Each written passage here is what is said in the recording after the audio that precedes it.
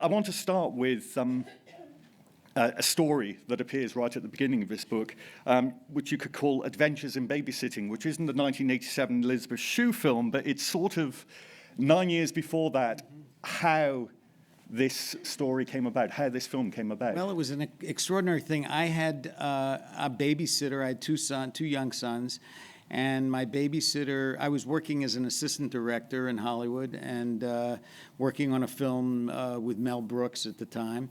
And my babysitter asked me if, she said, well, my boyfriend wrote a script and I wondered if you'd read it. Now, everybody has a script in Hollywood, and if they don't have a script, they have a headshot. I mean, but they're going to have, they'll have a picture of themselves and they want to be actors or they want to be writers. So, I had heard this before, but I wasn't so jaded that I didn't think. I said, okay, I'll read it. And I put it in my drawer. I didn't think about it. And I went off. I worked for a couple of weeks. And one day, she was no longer working for us at that time because she had gotten a better job. And I pulled a script out of the drawer and saw it. And it was The Elephant Man. I mean, I didn't know what it was, but I read it. And immediately after finishing the script, it was 200 pages long. I mean, it was a heavy script. But I loved the story, and I immediately called her up and I said, well, wait a minute. You said your boyfriend wrote this. She said, yeah, my boyfriend and his friend, they wrote it together. So I immediately got their number and invited them over to my house. And that was the beginning of the process of me trying to option it, deciding that this was the movie that I wanted to make my debut as a producer on. I mean, I knew nothing about the process of what it would take to get a movie like this made, but I liked the story and I thought it was an amazing story, and so I decided to take it on. And the writers, of course, were thrilled. They were concerned because in Hollywood, as in many places, it's not unknown for someone to take a script and then get rid of the writers and find somebody else and stuff like that. And they wanted to be sure that they were going to be part of it. I said, no, absolutely. You guys will be part of the movie as long as, if I can get it made, you're with me all the way. And in fact, they're actually in the movie. There's a scene very, very much at the opening, early part of the movie where you see Anthony Hopkins walking through, looking for the Elephant Man when he's going, back in the docklands. Yep. And he comes upon two guys who are playing an odd-looking musical instrument, which David Lynch actually created and we built. And the two guys behind it were the two writers of the movie. It's great. So one of the things that fascinates me about the journey of the making of this film is the moment that you, Mel Brooks, and David Lynch were first in a room together, because that's a fascinating combination of people that most people wouldn't think would result in a film like this. Well, I agree. It certainly was, but it was pretty much a serendipitous kind of a meeting, because there was no normal reason for us all to be together, except for the fact that I had been working for Mel Brooks as an assistant director. I had told him that I had optioned a script, and he read the script. This was weeks before David Lynch was involved, maybe even months before probably, but not that much more. And he had read it, and he called me up and he said, look, I want to start a company to make movies other than my own comedies, and I love this story, and where did you find it? Well, and I kind of gave him a little bit of the history, and he said, well, I trust you, we work together, you can produce it, and that was it. I mean, he gave me his imprimatur. He said, I know you can do it. And the next thing that happened was I had met David Lynch independently because I had seen Eraserhead, which he had just finished, and he had done Eraserhead. And a friend of mine, Stuart Kornfeld, had introduced me to David because he'd seen the movie, and it had nothing to do with Elephant Man. It was just a situation where I said, I got to meet the guy who made this crazy movie. So he said, well, I'll give you his number. And he gives me David's number, and we called and we decided we'd have coffee together. We met for coffee, and we just talked. And there was something about him that I immediately gravitated towards, because he's a very engaging, lovely man. And I asked him what he was doing, and he told me about a script that he was writing called Ronnie Rocket at the time, and he asked me what I was doing, and I said, well, I have this script called Elephant Man I'm trying to get made. And he said, oh, Elephant Man, I like the sound of that. So he said, could I read it? So I said, yeah, sure, why not? So we exchanged scripts, and I sent him, or I gave him a copy of Elephant Man, and he gave me a copy of his script. Literally, the next day, he called me up and he said, I love this story. Would you consider me directing it? And it was one of those weird moments where I didn't have a director. I didn't have anybody obvious. I was obviously hoping to get some major Hollywood director at the time, and I was thinking of people like Alan Pakula or somebody like that. But I really didn't have anybody, and so I said, well, let's meet again. And we sat down and we talked about it, and he started telling me about how he saw the movie. And I liked what he said very much. I really, really thought he was really smart. He had great ideas. He had changes that he wanted. He thought he needed to collapse it. He wanted to work with the writers if he could meet them. And I agreed. So I said, but look, I have a benefactor. It's Mel Brooks, and he's gonna have something to say about this. So I got to convince him that this is a good idea. And he said, fine. He understood that. So the next thing I did was I went to Mel and I said, look, Mel, I met this guy. I think he's really interesting. He said, well, what's he directed? And I said, well, he directed this movie called Eraserhead. He says, well, let me see it.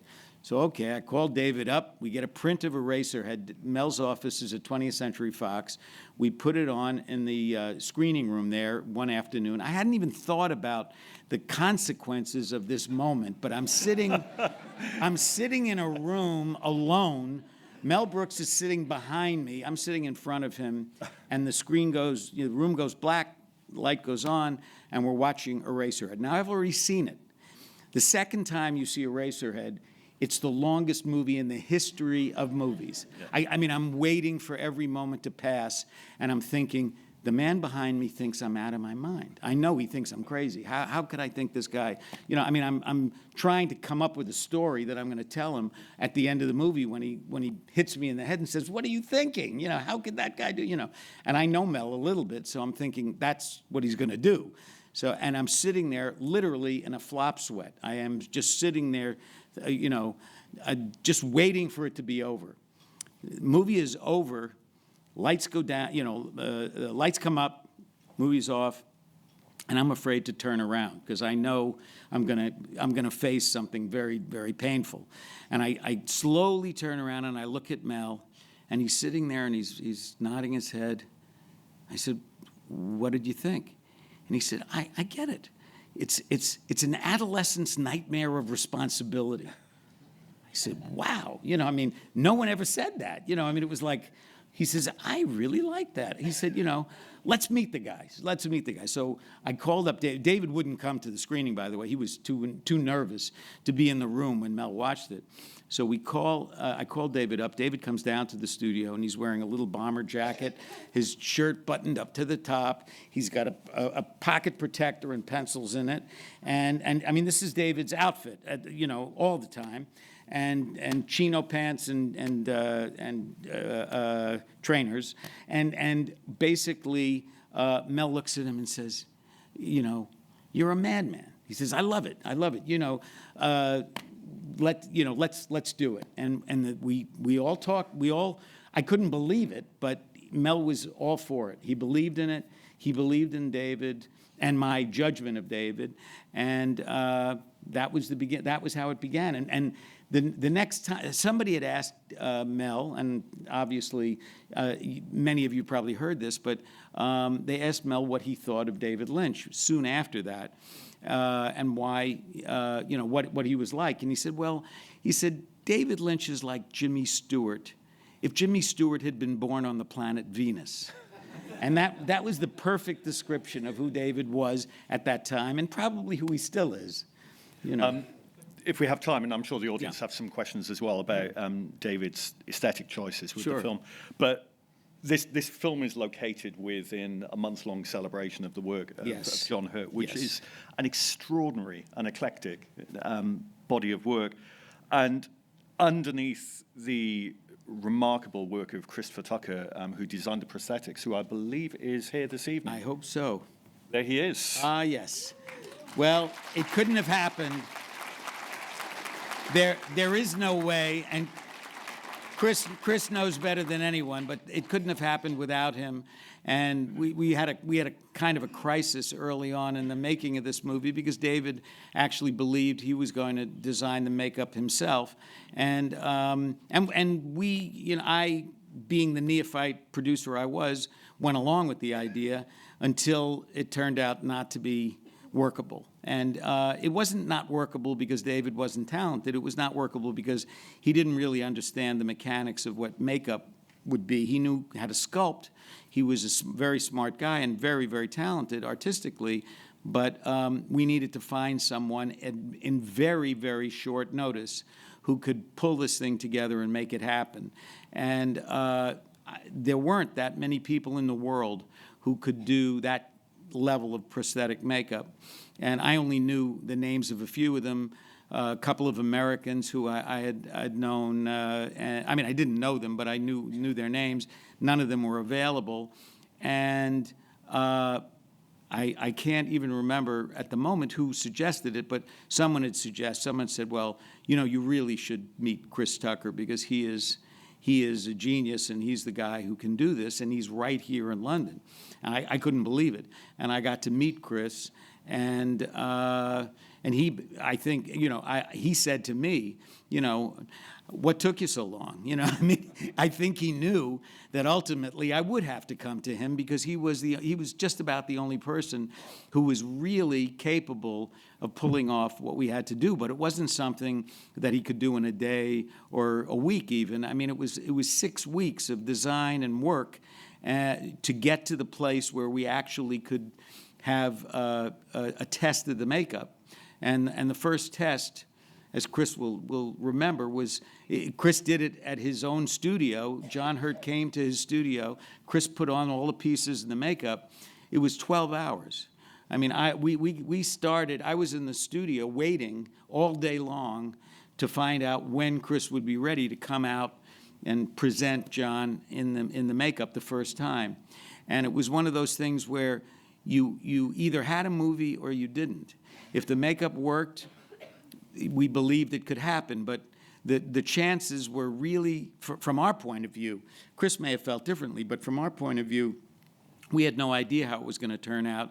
And the very first day, we just brought John on the set and to do a test. And as soon as the crew saw him, Anthony Hopkins came over and tapped me on the shoulder and he said, "It's going to work." And that was it. I mean, we knew it was going to work. It wasn't without problems because Chris had designed this, and it was something that was a work in, you know, I mean, it wasn't a work in progress, but new pieces had to be made every day, and it wasn't something you could build up a supply of because we were already shooting. So literally, we had to send someone to Chris's studio almost every day to bring makeup pieces back to the set so we would be ready to do the next day's work. And this was for a period of time, but it was an extraordinary effort. And I think John Hurt was unbelievably he was amazing in his ability to take what it took to have to go through this, because the process of once he had the makeup on a given day, and we got it down to maybe 5.5 to 6 hours. So he would come in at 6 in the morning. The makeup would be ready by noon, and I'd have the crew come in at noon, and we'd work straight through till 10 o'clock at night. So we didn't stop. Once he was in the makeup, we wanted to get through as much work as we could in any given day, and we only worked on the days that he had the makeup. Those weeks, we only worked every other day because he couldn't have it on his face 2 days in a row. It was just too much. So we would work one day for, you know, we'd work 10 hours, and then we'd only rehearse the next day without the makeup, and then the day after that, we'd come back and do this again. What was so interesting about it was that the crew had only seen John as the Elephant Man, because by the time they came in, he was already in makeup. When they left at the end of the day, he was still in makeup. He couldn't eat normally during the day because of what he had on. He could drink through a straw, but that was it. So on those days, he would, and he almost had to sit up straight. You know, I mean, it was a very painful. John had mentioned. He said he said at one point, I think I mentioned it in the book. He said, I never thought anybody could take away the pleasure of working in a movie, but you guys have done it, you know. But no, but he was extraordinarily gracious also, and he had developed a real good bond with Chris, and the work that he put in, and the way he did it, I felt was extraordinary from day one. And it was a situation where,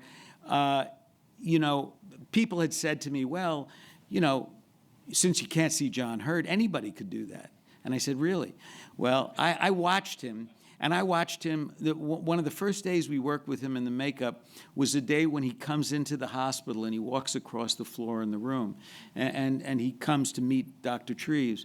And when I saw him do that walk, I knew it could only have been John Hurt. It could only have been a magnificent actor who understood both the posture and the body and everything else that he had to do to make that work. In addition to that, he had a prosthetic piece in his mouth, which obstructed his ability to speak, but John has a great ability to get past all of that, and he did a magnificent job. And one of the things, those of you who know about making movies, you know that you sometimes you dub at the end of the movie, and our sound people wanted to come in and said, well, we'll clean up all the dialogue because we can't really understand him all the time. And David and John and I we all got together and we said, no, we don't really want to do that, because that's the nature of who he is. I mean, if we try to clean it up, it's going to be sanitizing the way it should be difficult to hear what he says, because that is the way it would have been. So we decided not to do any extra dubbing or adding, a cleaner voice track after the fact. But anyway, we were talking about John Hurt, and he was extraordinary every day that he worked. And it is that thing, Christopher's work notwithstanding, and the physical performance, it's the ability with seeing so little of his face to convey such emotion and compassion is quite extraordinary. I totally agree. I totally think so, yeah. Just thinking about the prosthetics used in the film, did that have any impact on the decision to shoot in black and white, or was the black and white something that was decided very early on? We decided the black and white relatively early on because David felt that two things. One, that it would help us to get the period feel of the movie, and also that what might be repulsive in color would be fascinating in black and white. I mean, that was kind of the decision-making process went through a number of incarnations. And again, David and I had to go and pitch it to Mel, because Mel had to make the final decision. He was selling it.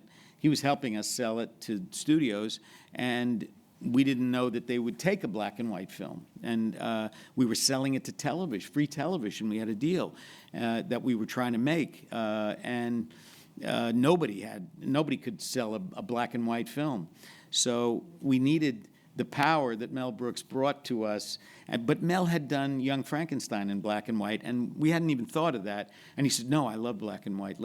And David decided to do it in black and white, but he also decided that he wanted to do it in widescreen, so it really, it had a broad canvas, and and Freddie Francis, who was our gifted cameraman, used, I think, the spaces that we had with light and shadow in ways that were just exquisite.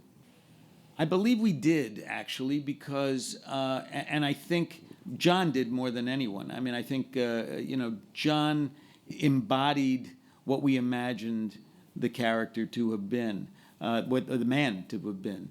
And we all had.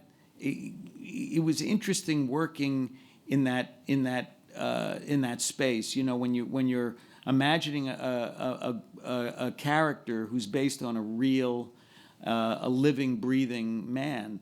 One of the aspects of that was that when Chris was designing the makeup, he asked David and I if we could get there's a bust of the real man, of Joseph Merrick, in the London Hospital Museum, at the London Hospital. And David and I went down to the London Hospital, and we became relatively friendly with the curator of this museum.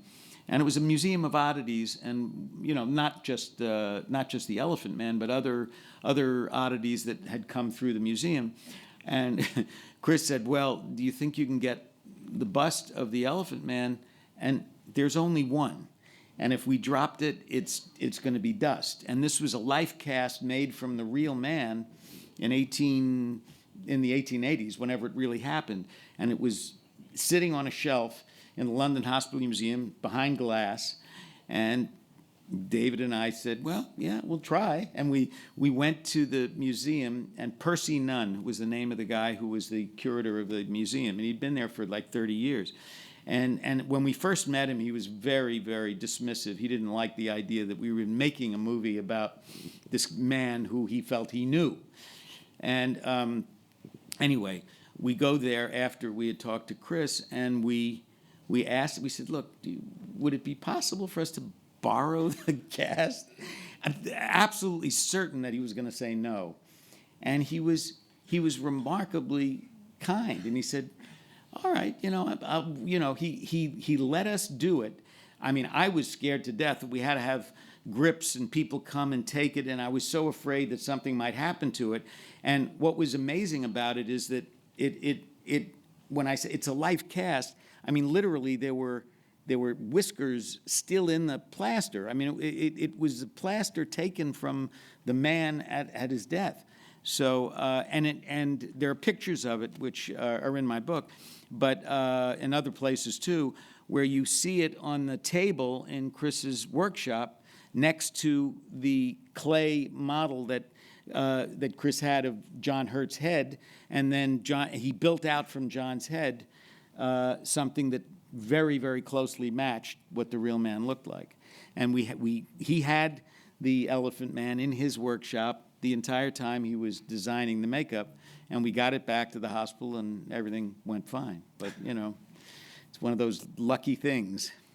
I absolutely do, and I think that I'm certainly, from my point of view anyway, I don't think this was a man who was on exhibit his entire life. Obviously, from what we know, and you probably know maybe even more than I do about it, he was, he consented to it. It was part of how he had to live. On the other hand, at this stage, I would certainly be for his bones having a proper burial. I think we have pictures of them. I think we have, for anything needed for anybody's research, I don't think the real bones would be meaningful, and I think it would be absolutely the right thing to do. The fact that they do have the cast of the life cast is still there, as far as I know, and also the kind of cardboard cathedral that he made was also at the hospital. So I can't see any good reason not to grant him a proper burial now that we know enough to be able to make that happen. Sure.